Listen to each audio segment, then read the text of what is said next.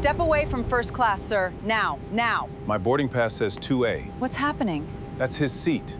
Stay seated, everyone. Verify that the seat was legally purchased. You need to move. Show me the cancellation. Don't make this difficult. reading the manifest is not difficult. His pass scanned green. Nobody asked you. Move away from the seat. On what grounds? Crew authority. Authority still requires a reason. Your ticket is under review. It was valid 30 seconds ago. Last warning. Then this identification looks fake. The verification number is printed beneath the seal. The case stays with us. Do not open it. His seat is still confirmed. Stay out of this. Return my documents. You are...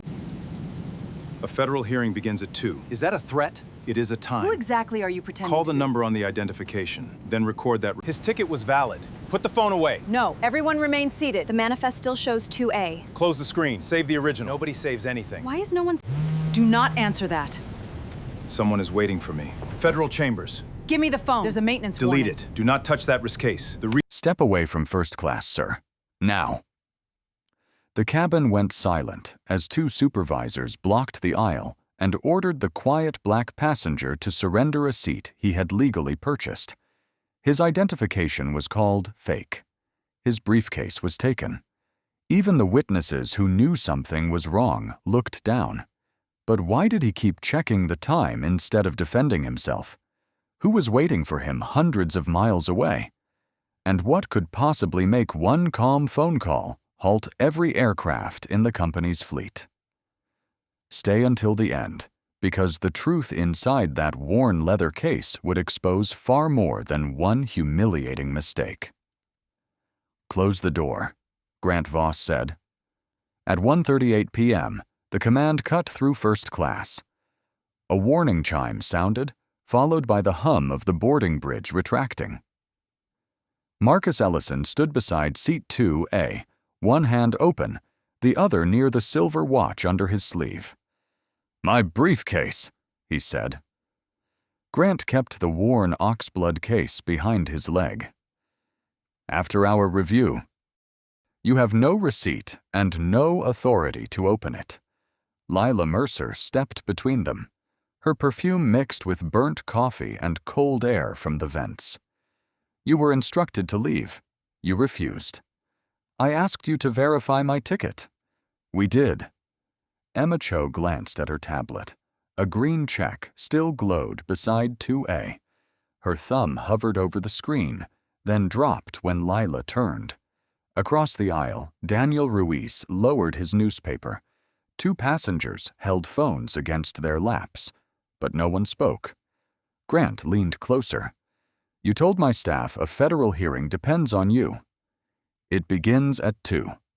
That sounds like a threat. It is a time." Ice settled inside a plastic cup 3 rows back. Marcus looked toward the closed case. A narrow paper seal showed beneath the handle, stamped with a court code Grant had not read. Lila crossed her arms. "That identification doesn't match anything our team recognizes. It has a verification number. We are not calling random numbers from unusual cards. Call the courthouse switchboard." Grant laughed once. "You expect us to believe a judge travels alone dressed like this?" Marcus glanced at his gray turtleneck, then at the passengers watching him. "I expect you to read." Emma drew a breath. "Mr. Voss, the manifest." "Not now." But his seat was never released. Lila's eyes hardened. "Emma, secure the galley." The latch slipped twice beneath the younger attendant's fingers. Marcus noticed. So did Daniel, who shifted his phone until the lens cleared the armrest. Grant pointed toward the door. "Walk out voluntarily, or I mark you non-compliant." "You already entered that wording." Grant stopped. "Your screen reflected in the panel," Marcus said. Lila turned. "You filed it already?" "It's preliminary." "You wrote it before he left his seat," Emma said. Grant's neck reddened. He placed the briefcase on the metal service counter with a hard scrape. "Enough. Door closed." The lock above Marcus clicked. He checked his watch. 1:41 p.m. A phone vibrated inside his blazer. The screen lit with one name. Simone. Lila saw it. No calls during an active incident. She has been waiting since noon. You can explain later. The photograph behind the name showed Simone smiling beside a woman made thinner by illness. Marcus moved to answer. Lila pressed the side button first. The screen went black. His posture changed, not with anger, but with the small straightening of a man choosing what he could still protect. "Return the case before 2, he said. Grant folded his arms. "Or what?" Marcus's eyes settled on the unbroken seal. "Or whoever opens it will explain why 86 aircraft were allowed to move after the warning was filed." Beyond the rain-striped window, a ground vehicle stopped beside the wing. Emma looked down at her tablet. A red maintenance code had appeared where the green check had been. 3 hours earlier, at 10:12 a.m., Marcus stood beside the window of courtroom 6 while rain silvered the courthouse steps. The radiators clicked without warming the room. Behind him, Tessa Monroe entered with a sealed gray envelope and 2 paper cups. "You changed your flight again," she said. "I moved it earlier." "That is not the same thing." Tessa, 48, had managed the Chief Judge's chambers for 11 years. She set the envelope on his desk and tapped the red seal. "Emergency filing, restricted access, aviation safety." Marcus did not touch it. "How many aircraft?" "The filing says the number is disputed." "That means someone dislikes the real number." His phone buzzed. Simone appeared above a photograph of his daughter beside Helena, taken before illness had thinned Helena's hair. "You're still coming?" Simone asked. "I'll be at the bench before 1. "The memorial bench, Dad. Not yours." He looked at the envelope. "I know. And you're not bringing work?" "1 file." Wind hissed through the phone. "Mom left you one instruction." "She left many." "This one had my name underlined." Marcus rubbed his thumb across his silver watch. Helena had given it to him on the day of his first federal appointment. It had stopped during her final night. "I will be there," he said. 2 coffees. Noon. I'm not buying a third because you missed the first 2. The call ended. Tessa opened his lower desk drawer and removed a folded sheet. "You left this in your retirement draft." Marcus recognized Helena's handwriting. The folds had gone soft with use. Near the bottom, one sentence was circled in blue ink. "Someday, choose the people waiting for you before the work that never stops." "You read it?" "I read the page number." "That is not an answer." "It is the answer you would give me." A courthouse bell sounded. Marcus slid the letter into his navy blazer, then broke the envelope's seal. The paper smelled of toner and dust. Inspection codes filled the first page. Several signatures repeated in patterns too exact to be natural. Tessa leaned closer. "Those dates are Sundays." "Maintenance can happen on Sundays." "Not at facilities listed as closed." Marcus turned another page. A scanned note read, "Warning not cleared. Do not release Fleet Group C." Beneath it, an executive approval appeared 23 minutes later. "Contact the aviation investigator," he said. "Tell her I'll review this in transit and join remotely at 2. "You could stay." "I gave my word." "You also have a passenger safety case." "I can honor both." She clipped a secure access card to the file. "The airline named here is the airline on your ticket." Marcus looked at the motion's footer. The room seemed colder. "Assign a backup judge now," he said. "Conflict?" "Not yet. Preparation." At 10:46, he placed the envelope inside his worn oxblood briefcase and checked both brass locks. Tessa followed him to the elevator. "Call me if anything feels wrong." "The filing already does." "I meant the flight." The doors opened with a soft chime. Marcus stepped inside, the letter against his heart, and sealed evidence at his side. As the doors closed, Tessa's final words reached him. "Do not let them make you late again." At 11:18 a.m., the scanner flashed green, but Rachel Price did not wave Marcus through. She was 34, with dark hair held by a copper barrette. She looked from his boarding pass to his face, then toward the first-class lane. "Seat 2A?" "That is what it says." "May I see identification?" Marcus handed over his license. The terminal smelled of coffee and wet coats. Rain rattled against the windows. A suitcase wheel clicked over a cracked tile. "Did you buy this ticket yourself?" Rachel asked. "Yes." "With points?" "No." She studied the screen. Sometimes the app displays an upgrade before it clears. "Does yours show it cleared?" A green box glowed beside Ellison Marcus. 2A. A man in a charcoal coat entered the priority lane. Daniel Ruiz, 42, carried a folded newspaper and watched through wire rim glasses. "Is there a problem?" he asked. "I'm assisting another passenger," Rachel said. Marcus took back his license. "You have what you requested." Lila Mercer emerged from the jet bridge, her navy uniform immaculate except for a coffee mark near one cuff. "First class?" she asked Marcus. "Yes. This lane is for confirmed premium passengers." He offered the pass. The scanner chimed green again. For one beat, nobody moved. Lila gave a thin smile. "People follow the wrong signs." "The sign is above us," Marcus said. Daniel covered a laugh with a cough. Rachel printed a paper stub. Inside the aircraft, cool air carried the metallic scent of the galley. Emma Cho checked his pass once. 2A, window side. Marcus placed his worn oxblood briefcase under the seat and folded his blazer across his lap. At 11:31, he could still reach the memorial bench before Simone's coffee cooled. Daniel sat in 2B. "Looks like we're neighbors." "So it appears." He nodded at the case. "Old?" "Reliable." Lila returned with a silver-haired woman in a cream coat whose pass read 8C. "There's been a seating adjustment," she said. "Mr. Ellison, we need you to move to economy." "My seat is confirmed."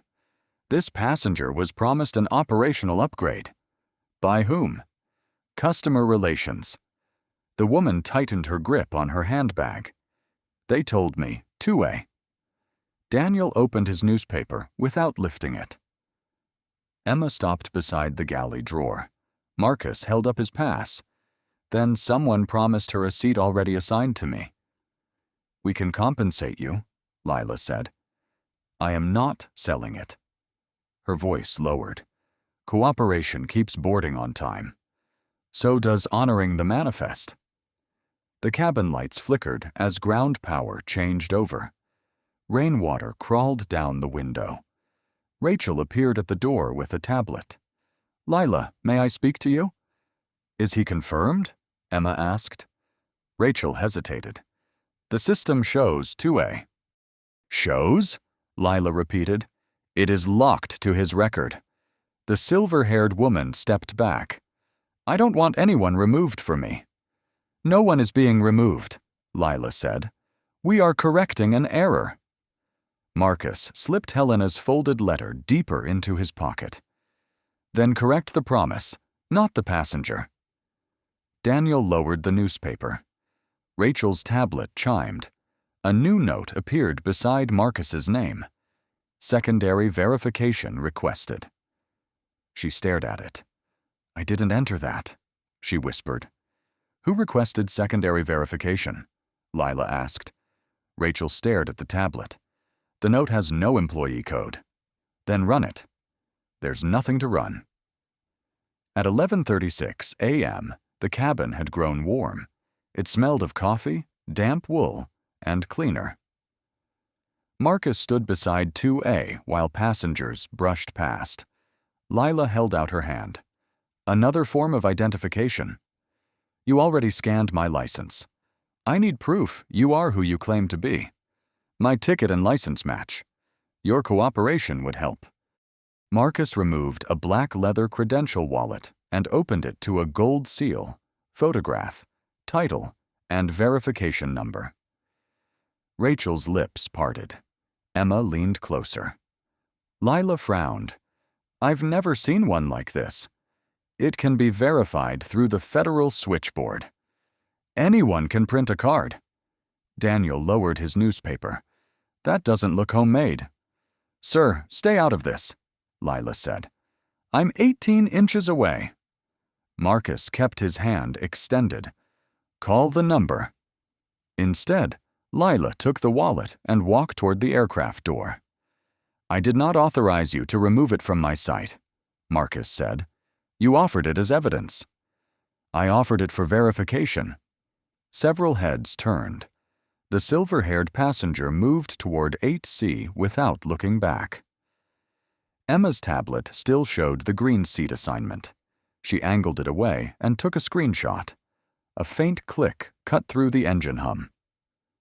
Rachel heard it. What was that? An inventory record, Emma said. Lila returned with Grant Voss, 47, broad-shouldered, his red tie pulled too tight. He held Marcus's credential between two fingers. This is unusual, Grant said. It is federal identification. So you say. The verification line is beneath the seal. Grant glanced from the card to Marcus's gray turtleneck and worn briefcase. Judges usually travel with staff. Sometimes they travel alone. A passenger smiled, then lowered his eyes. We're determining whether this is authentic, Grant said. By refusing to verify it? We use internal procedures. Show me the procedure requiring a second identity check after a valid scan. Lila crossed her arms. We do not debate security decisions with passengers. Marcus looked at Rachel. Did your system reject my identity? No. My payment? No. Did it release seat 2A? Rachel tightened her grip. No. Grant stepped between them. Enough. You are delaying departure. The boarding pass in Marcus's hand bent at one corner. He smoothed it with his thumb, but the paper folded again, creasing the green ink across his name. Daniel raised his phone. I'm recording. You do not have permission, Lila said. I don't need yours to record what I can see. Grant pointed at him. Put it away. No. The cabin changed, less obedient. Emma moved beside Marcus. Mr. Voss, I saved the manifest before the note appeared. Lila's face sharpened. You did what? The original assignment is time-stamped. Return to the galley. Emma stayed. Marcus extended his palm. My identification. Grant looked toward the service panel, where the dark screen reflected Daniel's phone. Not yet, he said. Then he handed the credential to Lila. Open an incident report. Mark him as refusing instructions. Refusing which instruction? Emma asked. Grant kept his eyes on Marcus. Move him to the jet bridge. At 11:42 a.m., Lila directed passengers around them, while Rachel reopened the screen. The dim cabin ended at the door in hard white light. Marcus lifted his briefcase from beneath 2A. Grant seized the handle. That stays. No? It may contain materials connected to this identity issue. It contains sealed court documents. The locks struck the armrest. Give me a receipt, Marcus said. This is temporary. So is a receipt. Daniel stood in the aisle with his phone raised. He asked clearly. Lila pointed toward his seat. Sit down, sir. Grant carried the case outside and set it on a stainless steel service table. Cold metal misted beneath spilled water. Marcus stopped at a yellow line 2 steps away. Do not open it. Grant turned the case. A seal showed beneath the handle, marked with a court code and Tessa Monroe's initials. His fingers paused over the latch. Lila noticed. What is that? A sticker. It is a tamper seal, Marcus said. Breaking it creates a record. Grant withdrew his hand. Nobody is opening anything. Then document that you took it intact. A baggage cart rattled below the jet bridge. Warm air pulsed through the floor, carrying rain and fuel. Rachel appeared with her tablet pressed to her chest. Mr. Voss, the report says he became aggressive at 11:39. Preliminary language. He was still seated then, Emma said. Lila turned. Why are you here? You told me to open the report. I told you to secure the galley. The manifest shows no refusal. Grant took Rachel's tablet and typed. Marcus watched the dark panel beside the door.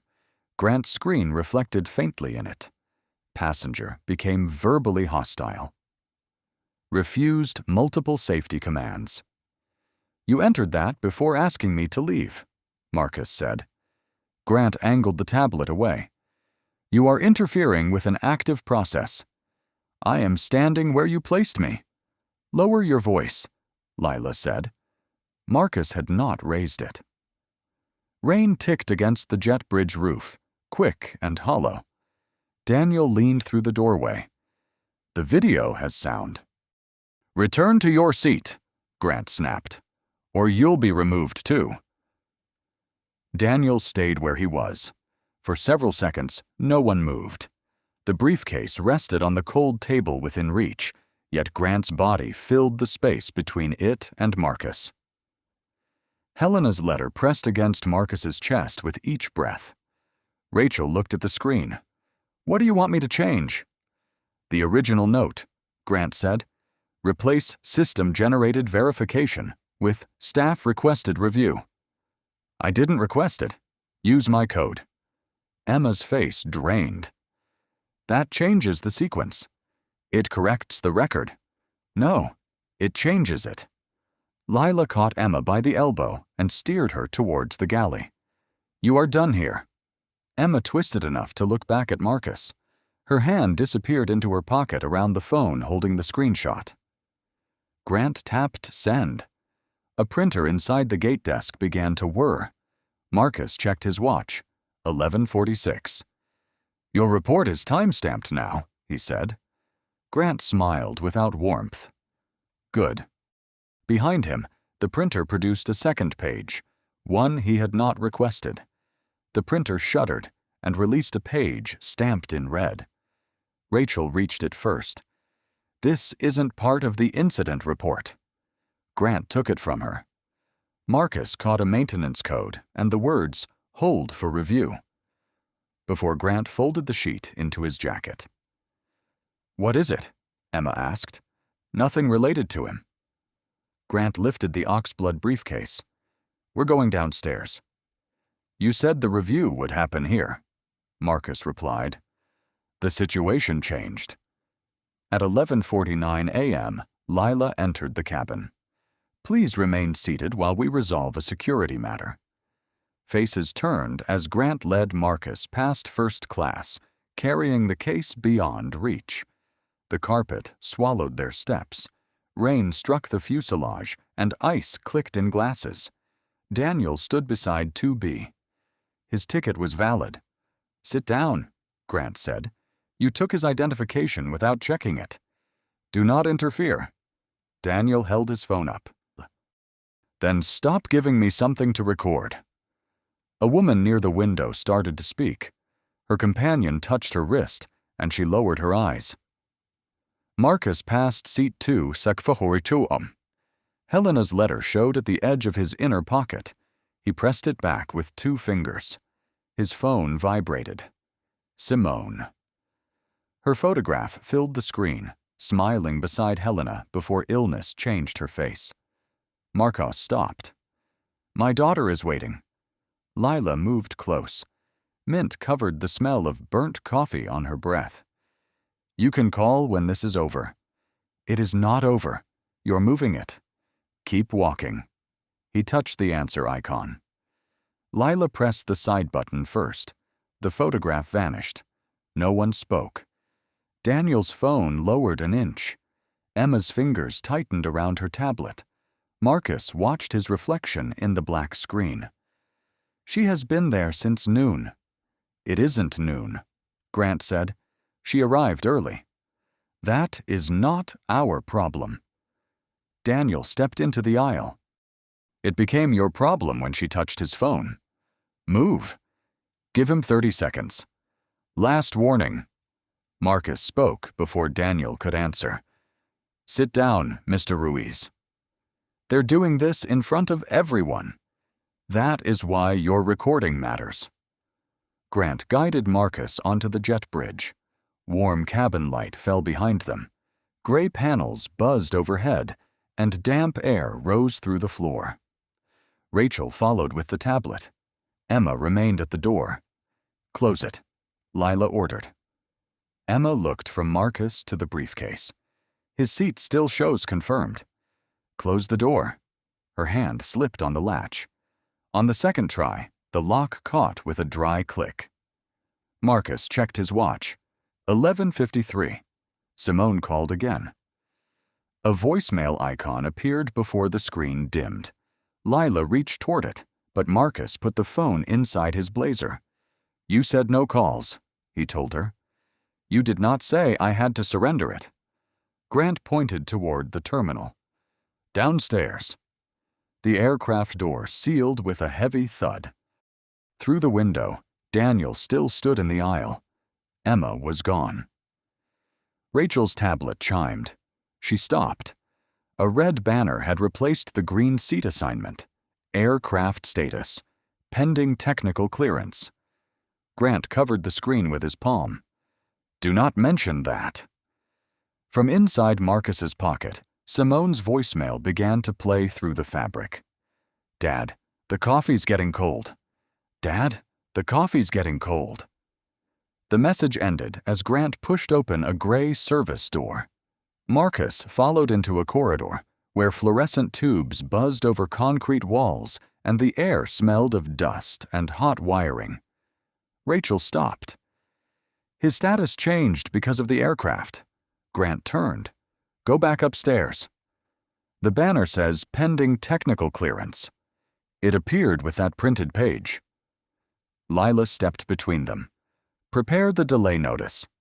The door is closed. Then do your job.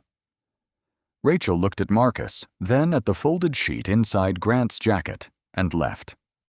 At 11:57 a.m., Grant unlocked a windowless interview room. Marcus sat only after Grant placed the briefcase beyond a glass partition. My phone, Marcus said. You'll keep it when we finish. No outgoing calls? Correct. Lila remained by the door. You created a disturbance. I asked for my assigned seat. You challenged crew authority. I asked you to verify a document. Grant opened his tablet. Full name. You have it. For the record. Marcus Ellison. Occupation? Federal Judiciary. Grant typed. Claimed occupation. Judge. Lila glanced at him. That is not what he said. Grant continued. Passenger presented unverifiable credentials and made statements regarding company aircraft. Cold air moved over Marcus's fingers. I said a hearing was scheduled. You said 86 aircraft. That number appears in sealed material you confiscated. Grant looked toward the case. Then you admit carrying restricted documents. I told you what they were before you took them. A knock interrupted them. Emma entered without waiting, pale but steady. The captain wants the maintenance code explained. Grant stood. You're off this matter. He saw the hold. Tell him operations cleared it. They haven't. Emma raised her phone. I saved the original manifest, the seat assignment, and when the secondary note appeared. Grant's chair scraped the floor. Delete those images. No. Those are company records. They are evidence now. For one beat, only the vent spoke. Marcus looked at Emma. Send them somewhere safe, he said. Grant shut the tablet. You do not direct my staff. Emma backed into the corridor. I already did. Lila followed her out, closing the door hard enough to shake the glass. Grant leaned over the table. You think screenshots end this? No. What does? Marcus checked his watch. 12:03. You stopping before the next decision is worse than the last. Grant took Marcus's phone and placed it beside the briefcase. No calls until legal reviews your identity. Call the courthouse switchboard. I said no. Write that refusal down. Grant opened the door. Sit here. How long? As long as necessary. The door shut. The lock clicked twice. Marcus was alone. Cold air crossed his knuckles. Through the glass, the oxblood briefcase sat 2 steps away, its seal unbroken. His phone lit beside it with a new voicemail from Simone, face down and out of reach. He removed Helena's letter. The paper shook only when he tried to unfold the final crease. Beyond the glass, Rachel's tablet chimed. A red maintenance alert appeared, then vanished. At 12:07 p.m., Simone's second voicemail began playing through the glass. Dad, you said you'd be here before the leaves started falling. I brought Mom's coffee order anyway. Wind moved across the microphone. Marcus closed his eyes. The vent pushed cold air over his hands. Helena's letter lay open on the metal table, its folds soft. Someday, choose the people waiting for you before the work that never stops. Marcus removed the black credential wallet from his pocket and set it face down beside the letter. For the first time in 27 years, he did not want the title inside it. The lock turned. Grant entered carrying Marcus's phone. Legal hasn't confirmed your identity. You have not called the court. We are reviewing internally. You are delaying until the aircraft departs. Grant placed the phone near him, but kept his hand on it. You get one call. Speaker on. To whom? Someone who can verify you. Marcus looked through the glass at the sealed briefcase. Calling a marshal would fill the room with uniforms. Calling a judge would make Grant cautious for the wrong reason. Neither protected the hearing from appearing personal. He dialed from memory. Tessa answered. Chief Judge Ellison's chambers. Grant's fingers tightened around the phone. This is Marcus. Her chair scraped. Where are you? Airport service level. Interview room near gate 42. Are you safe? Yes. Listen carefully. Activate Judge Calder. The emergency aviation matter? Yes. I now have a direct conflict with the respondent airline. Transfer the sealed filing and request immediate preservation of airport video, gate records, maintenance alerts, and edits to the passenger incident system. Grant reached for the phone. That's enough. Marcus turned his wrist away. Record that airline personnel are interrupting contact with Chambers. Tessa's voice sharpened. Who is in the room? Grant Voss, station manager. Grant released the phone. The investigator has been trying to reach you, Tessa said. The fleet count is 86. I know. How? The number was visible on a document taken from my case. Grant stared toward the briefcase. Judge Calder can convene at 12:35, Tessa said. Do you want a marshal dispatched? No. Send a clerk and secure the evidence. Keep my treatment separate from the safety motion. You want me to omit what happened? Tell her everything. Let her decide without me. The line crackled. Understood, Tessa said. Grant held out his hand. Call over. Marcus returned the phone. Tessa spoke before the screen went dark. And Marcus, Simone called Chambers. She said she is still waiting. The room seemed to contract. Grant set the phone beside the briefcase again. You could have called anyone.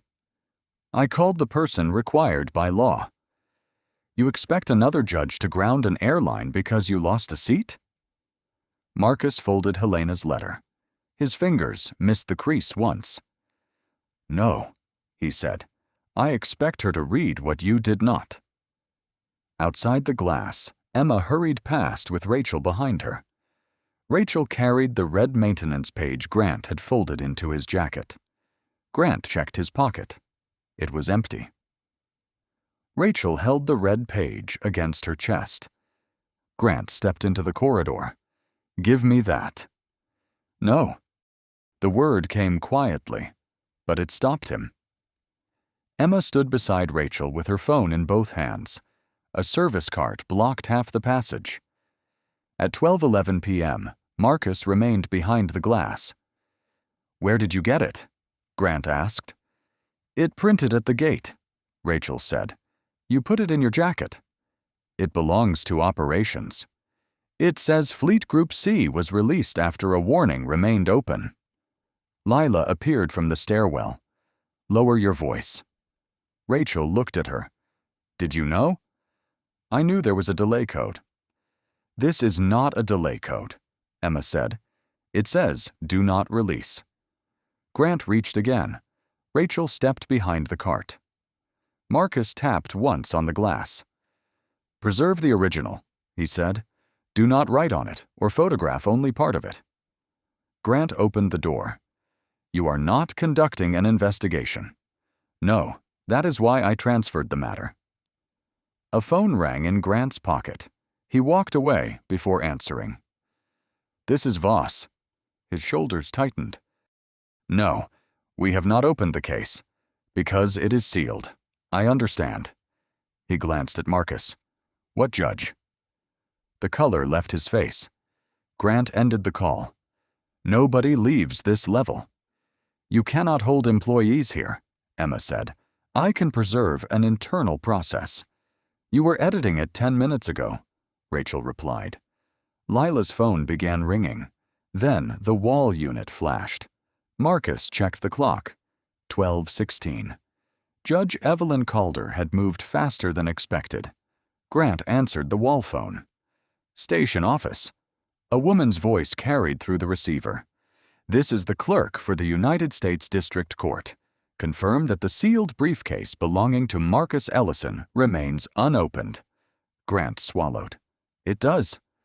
"Confirm that all video, access records, maintenance alerts, and passenger system edits are being preserved. We have a routine customer issue. You have a preservation directive. Do you understand it?" Grant looked at the red page. "Yes." "Say the word clearly." "I understand." The line ended. Lila looked at Marcus's credential wallet. "Chief Judge?" Marcus did not answer. Emma did. "That is what his office said." Lila gripped a plastic chair. "Why didn't you tell us?"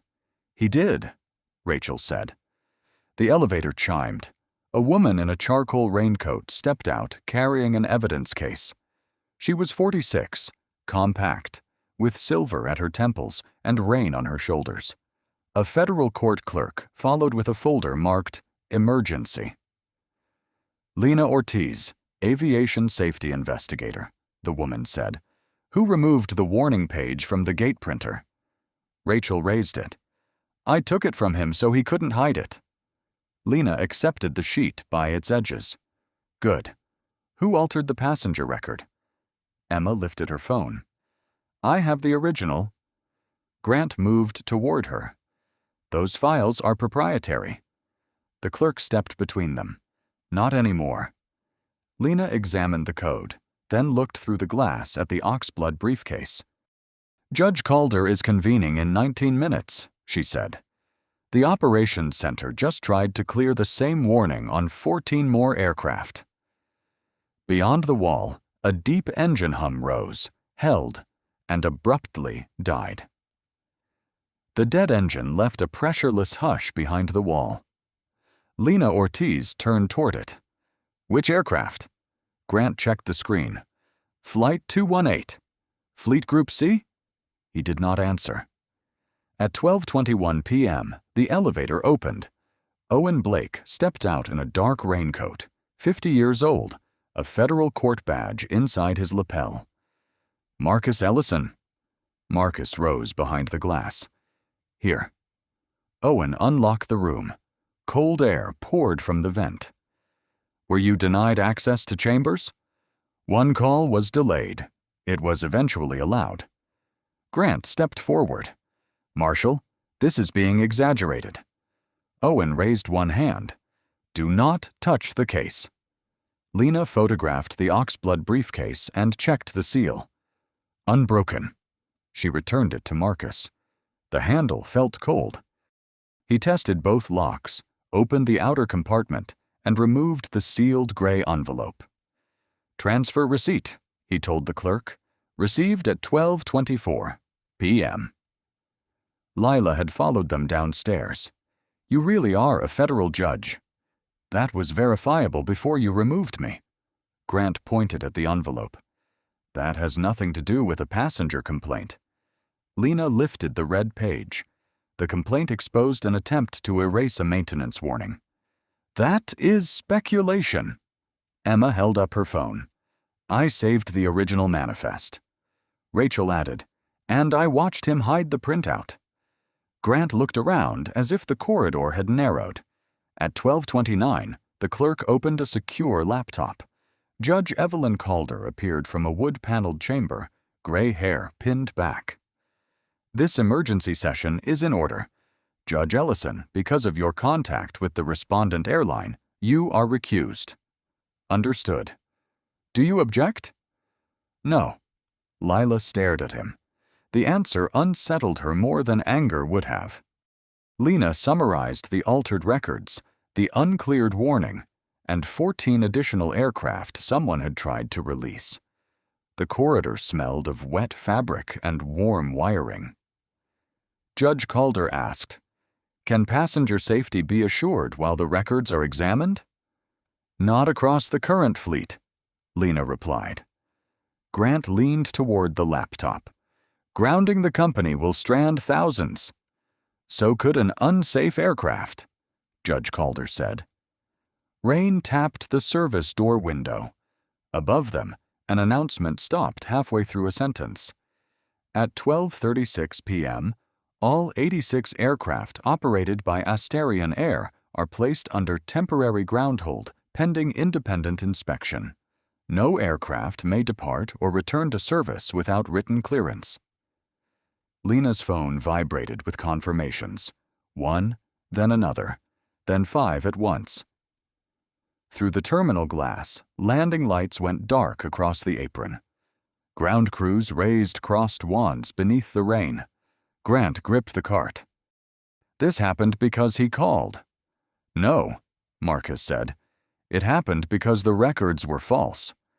Lila looked at him. You could have used your title upstairs. I did. You chose not to verify it. But you knew what the call might do. I knew what the evidence required. At 12:41, Owen returned Marcus's phone. 3 missed calls from Simone glowed on the screen. He pressed her name. Before the line connected, the last engine outside wound down, and the whole terminal seemed to hear the silence. Dad? Simone's voice came through beneath rain, tapping the service window. I'm here, Marcus said. You sound far away. I'm at the airport. A pause. Wind brushed her microphone. You missed it. He looked at the silver watch. I know. The coffee is cold. I know that too. Across the corridor, Lena Ortiz sealed the red maintenance page in a clear sleeve. Owen Blake stood beside the briefcase while Grant Voss and Lila Mercer were kept apart. I need more time, Marcus said. Simone exhaled. You always do. The call ended before he found an answer.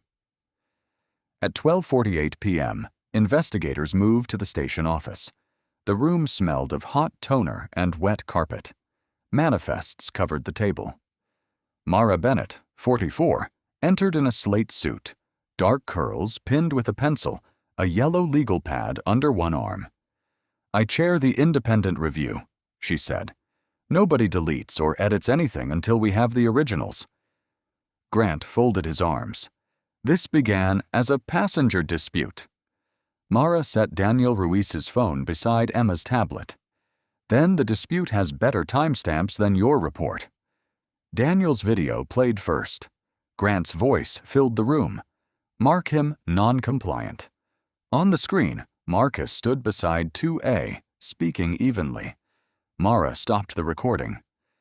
Your report says he shouted before this. He was confrontational. Show me where. Grant's jaw tightened. Emma opened her screenshot. The green seat assignment carried an 11:34 timestamp. A second image showed the verification request 30 seconds later. I saved both because the note had no employee code, she said. Lila kept her eyes on the table. We thought it was a security flag. You never called security, Mara replied. Rachel placed the printer log beside the screenshots. The maintenance warning printed at 11:46. His incident report was submitted at 11:45. 1 minute apart, Lena said. Marcus stood near the doorway, briefcase at his feet. Cold air blew against his damp blazer. Mara turned to him. Judge Ellison, did you mention the fleet before the warning printed? No. Daniel scrubbed backward. At 11:44, Marcus said, Return the case before 2. Grant answered, Or what? Marcus referred to 86 aircraft only after Grant handled the sealed case and folded the red page into his jacket. Mara wrote one line. What did you write? Grant asked. That your sequence does not match the evidence. A printer started next door. Page after page slid into the tray. Lena collected them. Passenger behavior flags from the last 18 months. Emma scanned the first sheet. These are mostly seat disputes. Rachel lifted another. And missed connections. Mara compared the files. The same phrases appeared again and again. Aggressive tone, refusal to comply, operational necessity. Different passengers, she said. Same wording. Lila lowered herself into a chair. Supervisors told us to use approved language. Who approved it? Her eyes moved toward Grant. Grant looked toward Nolan Reeves' closed office. Through the glass wall, a monitor displayed a message from corporate operations. Delete local copies after sync. Mara laid a page over the keyboard. No one touches that computer, she said. The printer kept running. The printer kept running until Mara Bennett pulled the power cord. At 1:06 p.m., the office fell quiet except for rain ticking against the windows. The last page hung halfway from the tray. On the monitor, delete local copies after sync still glowed. Who sent that? Lena Ortiz asked. Grant Voss said nothing. Mara turned the screen toward him. Name the sender. Nolan Reeve. By 3:20, a hearing room had been assembled above the terminal. Reporters waited beyond frosted glass while clerks arranged exhibits across an oak table. Nolan Reeve entered in a charcoal suit, 52, silver-haired, smiling at people who would not meet his eyes. This company is being punished for isolated mistakes, he said, as Judge Helen Drake opened the record. Judge Drake, 62, narrow-faced and precise, adjusted her glasses. Save arguments for your attorney. The attorney rose. Your Honor, the grounding order was triggered by a personal dispute involving a passenger who happened to be a federal judge. Marcus sat at the witness table, Helena's folded letter inside his breast pocket. His oxblood briefcase rested beneath his chair. State your name and role, Judge Drake said. Marcus Ellison, Chief Judge of this district. Did you request that this airline be grounded? No. Did you threaten any employee with your office? No. The attorney approached. But you made the call. I called Chambers. And minutes later, 86 aircraft were stopped. Marcus's hand rested beside the red recording light. I asked to be removed from the case. After the confrontation? Because of it. You expected another judge to rule as you would. I expected another judge to read the evidence. The attorney lifted Daniel's transcript. You told staff that aircraft would be affected. After they confiscated sealed material containing that number. So your treatment and the safety motion were connected. They became connected when a maintenance warning was hidden during my removal. Nolan leaned toward counsel. Don't let him turn this into theater. Judge Drake looked at him. The only person performing at present is you. Tessa Monroe placed an audio file into evidence. Her voice filled the room. Activate Judge Calder. I have a direct conflict. Transfer the filing. Preserve everything. Marcus's recorded voice followed. Keep my treatment separate from the safety motion. The attorney stopped pacing. Mr. Reeve, Judge Drake said, did you authorize deletion of local maintenance records? No. Mara slid forward a printed email bearing his signature. Nolan's smile disappeared. The message told managers to reduce delays, close unresolved alerts, and use passenger behavior reports to explain disruptions. Routine efficiency language, he said. Lena opened another exhibit. 14 aircraft were cleared after warnings remained active. A systems error. Your name is on every override. The ventilation started. Marcus felt Helena's letter against his chest, but did not touch it. Judge Drake removed her glasses. This hearing is no longer about one seat. Outside, camera shutters began firing.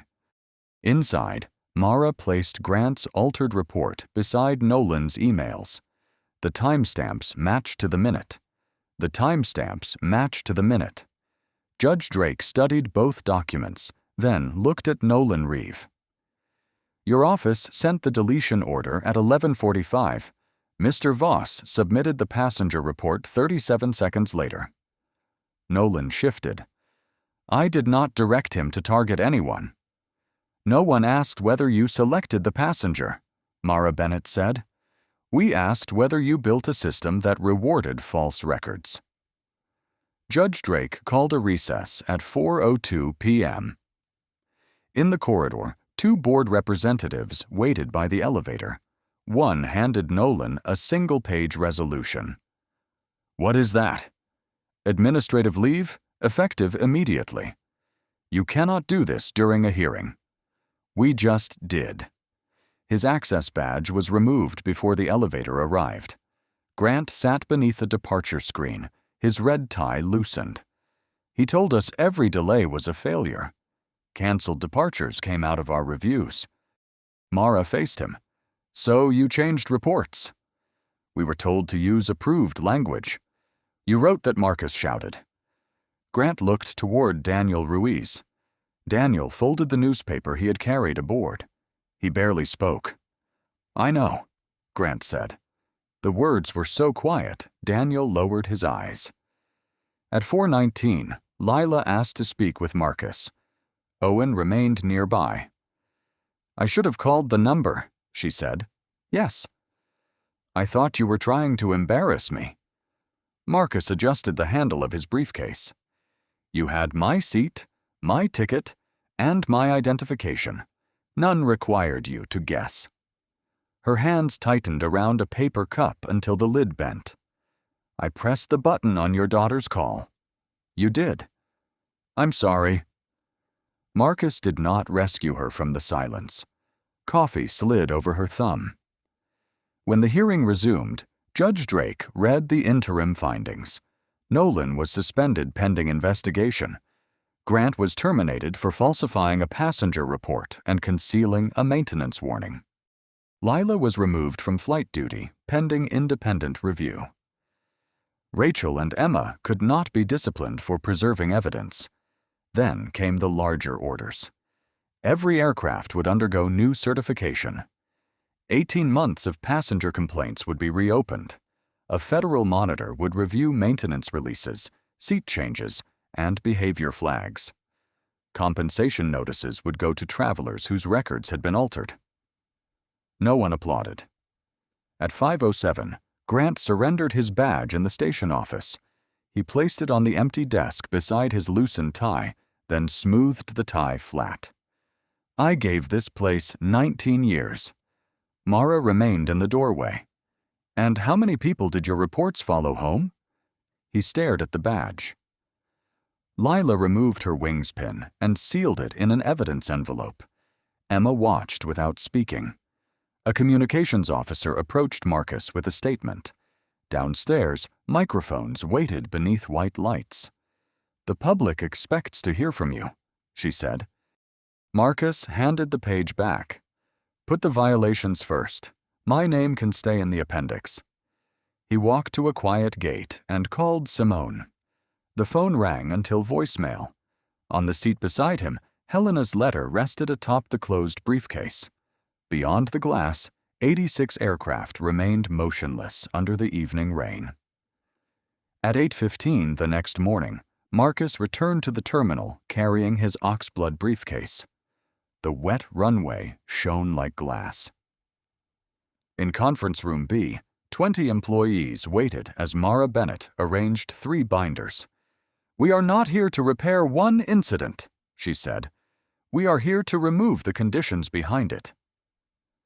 Marcus took the chair nearest the door. He had slept 2 hours and heard nothing from Simone. Lena Ortiz displayed the first rule. No confirmed seat could be reassigned after boarding without a second employee reviewing the record and documenting the reason. Grant's report appeared beside Daniel's video. A supervisor shifted. "What if departure time is at risk?" "Then the delay is recorded honestly," Marcus said. The second rule barred any one manager from creating a passenger behavior flag and acting on it alone.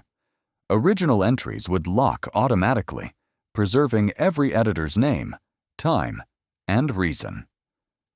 Emma sat near the front, her uniform missing the company pin. "And if the instruction comes from a superior?" Mara turned to her. "You stop the process." "That sounds simple in a policy." "It was not simple yesterday," Marcus said. "That is why it must be protected." A third measure created a reporting line outside station management. Employees who preserved records or questioned orders could not be punished without independent review. Rachel traced her notebook's edge. "Will it cover gate staff too?" "All operational staff," Lena replied. "No exceptions hidden in job titles." At 10, Daniel entered carrying his folded newspaper. He had agreed to help with witness training. "What should a passenger do?" an instructor asked. "Start recording," Daniel said. "State the time. Show the seat number. Ask one clear question." "And if everyone looks away?" He glanced at Marcus. "Keep the camera steady anyway." They tested the procedure at gate 42. Emma played a passenger whose seat appeared twice on the manifest. A manager approached, but before he could override the record, Rachel raised one hand. "Verification pause." The words stopped the exercise. Another employee checked the original entry. The duplicate promise was corrected without moving either passenger. Every change appeared on a shared screen. Near the scanner, workers installed a small metal sign. "Verify facts before action." The drill echoed across the empty gate. Marcus stood beneath it with Lena. "Your name could be on that policy," she said. "It should not need my name to be followed. People will remember the judge. Then make them remember the procedure." At noon, Mara handed him the final consent order.